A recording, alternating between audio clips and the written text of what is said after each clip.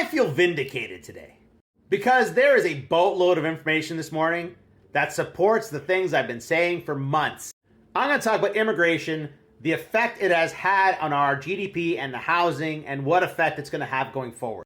I'm going to talk about the Canadian dollar and how the GDP is under threat, which will keep the Bank of Canada cutting rates. Let me start here. The Greater Toronto Area home sales rose for the fourth straight month in November. It's going to die off now. Why? Because the snow has fallen. And when the snow falls, everyone thinks it's Christmas and nothing's going to happen. So in December, it's going to drop.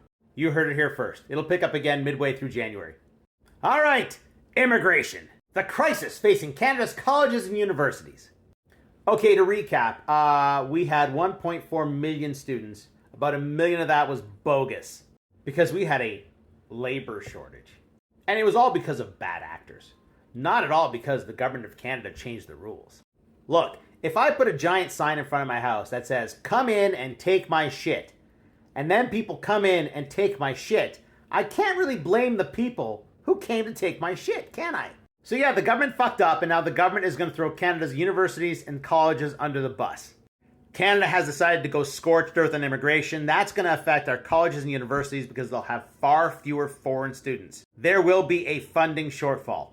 And if you live in a college or university town, this is going to affect housing because the reduced demand from foreign students will mean a reduced demand for rental housing. But there's still going to be demand because rate cuts are coming. Oh, yes, they are. From Stephen Poloz, former governor of the Bank of Canada, we're in a recession. Oh, really? Who would have thought? Now, I've gotten pushback because I've said it over and over again, backed by data from Canada's banks, that we have avoided a technical recession because of our immigration. Stephen Poloz says, I would say we're in a recession. I wouldn't even call it a technical one. He goes on to say a technical one is a superficial definition that you have 2 quarters of negative growth in a row. And we haven't had that, but the reason is because we've been swamped with new immigrants. And that ain't going to be the case for the next few years. Also, oil is in trouble. And I'll say it again, Canada is the 4th largest producer of oil. We rely on oil. OPEC Plus was eyeing up an increase in production of about 180,000 barrels per day, but that's probably not going to happen now.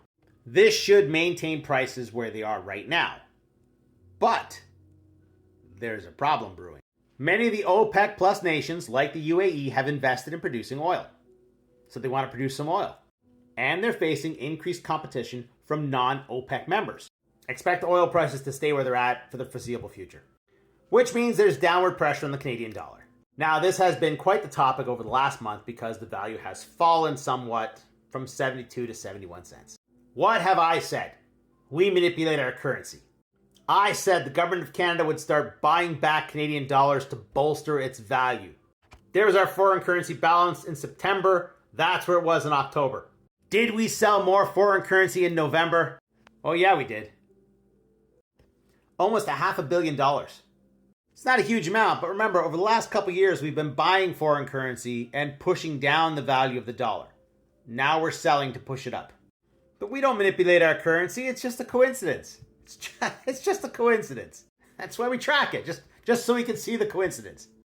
Canada's economy has been in trouble for a significant amount of time, despite what the GDP numbers say. We know this because we keep seeing the GDP per capita numbers falling. Canada is going to face some significant headwinds. Top of the list, cheap oil prices. Second on the list is the crutch of immigration. And then, of course, there's that whole Trump presidency thing. The next rate announcement is 1 week away. What do you think they're going to do?